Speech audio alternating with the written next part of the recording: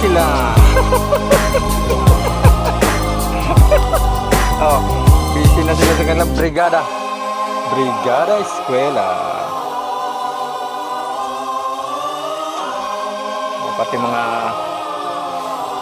Pati mga nag-aaral, nagbre-brigada na. Oh, ito yung room ng aking bunso. Grade 6.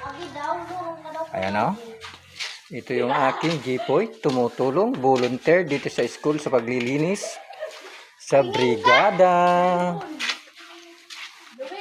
Ang bunso, naghahakot ng upuan. Yan. Oh, brigada talaga ngayon. Simula na. Ayaw daw. Konti na lang na trabaho kaya nasimulan na ito. Tapos na mag-mower dito sa playground.